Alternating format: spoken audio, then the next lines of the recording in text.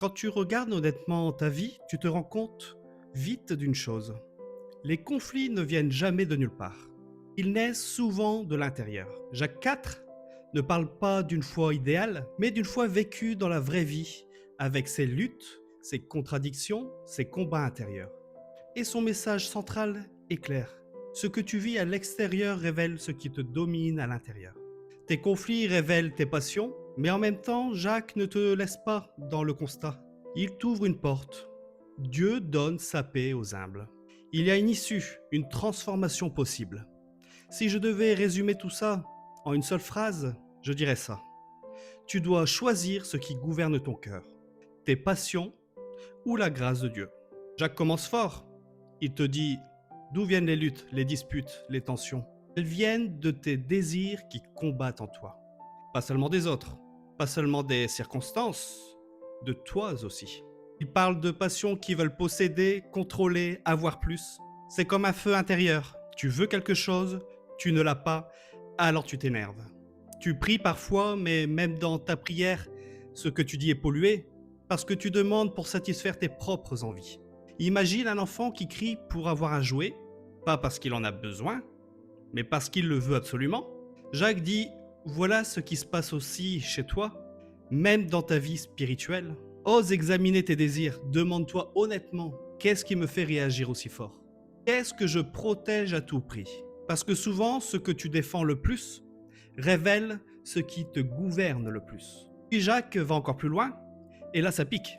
Il parle d'amitié avec le monde. Il te dit, tu ne peux pas jouer sur deux tableaux.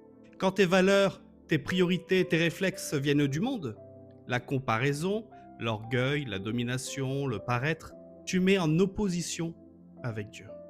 C'est pas neutre. C'est comme vouloir être loyal à deux camps ennemis. C'est comme dire à quelqu'un je t'aime tout en vivant constamment comme si quelqu'un d'autre comptait plus que lui.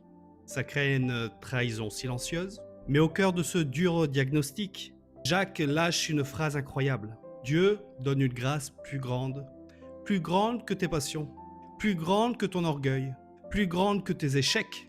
Mais cette grâce a une direction précise. Elle va vers l'humilité. Dieu résiste aux orgueilleux, mais il fait grâce aux humbles. L'orgueil se suffit à lui-même. L'humble reconnaît qu'il a besoin de Dieu. Alors Jacques devient très concret, il te dit « Soumets-toi à Dieu, résiste au diable ». Se soumettre, c'est arrêter de discuter avec Dieu pour justifier tes choix.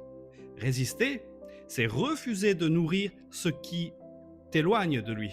Approcher, c'est revenir à une relation vivante, sincère, même avec un cœur brisé. C'est comme arrêter de courir dans tous les sens et enfin t'asseoir devant Dieu en disant « Je ne maîtrise plus, j'ai besoin de toi ». Alors choisis volontairement l'humilité, pas comme une faiblesse, mais comme une position spirituelle. Reconnais ta dépendance. Laisse Dieu purifier ton cœur, même si ça fait mal, même si ça passe par le repentir. Enfin, Jacques touche à ce qui détruit souvent, la parole qui juge. Il te rappelle que tu n'es pas le juge. Quand tu parles contre ton frère, quand tu condamnes, tu prends une place qui n'est pas la tienne.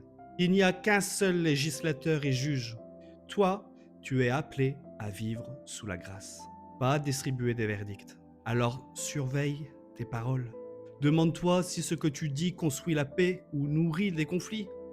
Au final, Jacques ne t'appelle pas à une foi théorique, mais à une foi cohérente. Une foi qui se voit dans tes choix, dans tes relations, dans ta manière de parler, dans ton rapport à Dieu.